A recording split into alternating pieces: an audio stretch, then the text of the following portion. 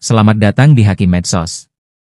Tempat di mana klaim-klaim yang dilapisi pujian akan diuji dengan sumber, dan romantisme ditelanjangi oleh sejarah.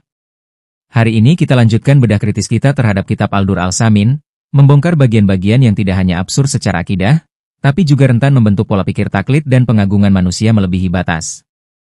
Bagian 1, karomah kucing yang menunduk kepada keturunan Ba'alawi. Di antara karamahnya, semoga Allah meridainya, seekor kucing melewati majelisnya. Maka ketika melihatnya, kucing itu bersujud kepadanya. Analisa saya. Kisah ini jelas bertentangan dengan prinsip tauhid. Dalam Islam, makhluk hanya sujud kepada Allah, bukan kepada manusia, apalagi dari makhluk hewan. Jika ini dianggap karomah, maka ia membuka ruang pemujaan kepada manusia hingga dianggap lebih tinggi dari ciptaan Allah lainnya. Tidak ada dasar dalam Quran maupun hadits sahih yang menguatkan fenomena ini. Karena bisa saja fenomena ini hanya sebuah kebetulan, mungkin bisa terjadi di antara kita. Apa iya setiap kucing akan sujud ketika di hadapannya? Bagian 2, wali menyuruh orang mati bangkit untuk masuk Islam. Ia melewati seorang mayat dan menyerunya masuk Islam. Maka si mayat bangkit, masuk Islam, lalu mati kembali. Analisa saya. Narasi ini lebih mirip kisah fiktif daripada peristiwa nyata. Dalam akidah Ahlus Sunnah, hanya para nabi yang diberikan mukjizat menghidupkan orang mati, seperti Nabi Isa. Klaim semacam ini tanpa sanad, tanpa verifikasi, dan tidak memiliki pendukung dari kutub as-sittah, 6 kitab hadits utama. Jika benar cerita itu, mengapa tidak dibangkitkan semua penghuni kubur agar masuk Islam, atau bahkan dia sentimen hanya memilih orang-orang tertentu? Bagian 3, karomah mengetahui isi hati. Ia mengetahui isi hati para muridnya tanpa mereka berkata sepatah pun. Ya mungkin dengan ilmu ini para Habib Ba'alawi tidak terlalu percaya terhadap Tengku Qorik. Mereka tahu kalau Tengku Qori, munafik dan hanya mengambil manfaat keuntungan saja. Analisa saya. Mengetahui isi hati secara mutlak adalah sifat Allah. Seseorang tidak dapat mengklaim hal ini kecuali dengan wahyu, yang telah terputus dengan wafatnya Rasulullah. Jika ini benar, ia termasuk dalam bentuk idda'a al-ilm bi gaib, mengaku mengetahui yang gaib, yang merupakan kesirikan jika tidak dibatasi.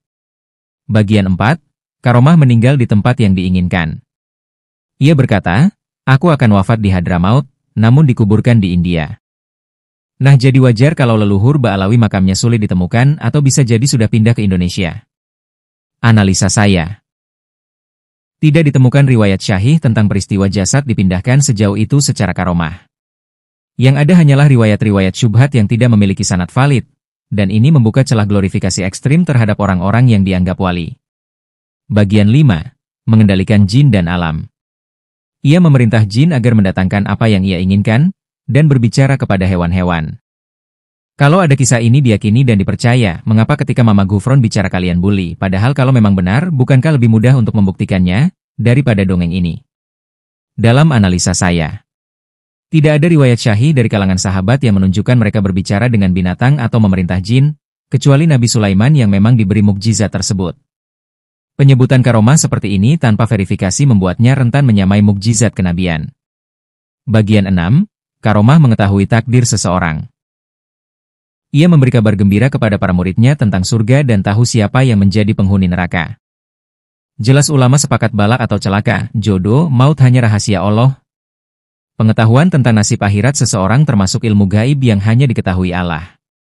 Jika ada tokoh mengklaim tahu siapa ahli surga dan neraka tanpa wahyu, maka klaim ini termasuk hulu dalam wilayah yang bukan wewenangnya.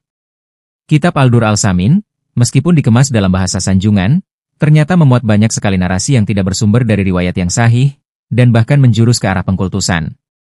Ini bukan sekadar masalah sanad, tetapi masalah prinsip dasar akidah. Jadi buat kalian yang percaya tanpa meneliti hindari set pola pikir kalian, verifikasilah yang benar agar tidak taklid buta dan tersesat.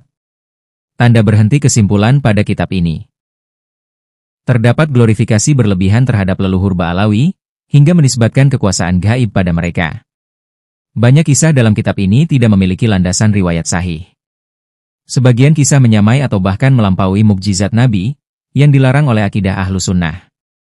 Penyajian kisah-kisah tersebut berbahaya jika tidak dikritisi, karena dapat menanamkan pemahaman tahayul kepada generasi muda. Ini bukan tentang benci. Ini tentang kebenaran. Sebab cinta yang tulus terhadap tokoh-tokoh Islam justru menuntut kejujuran, bukan kultus.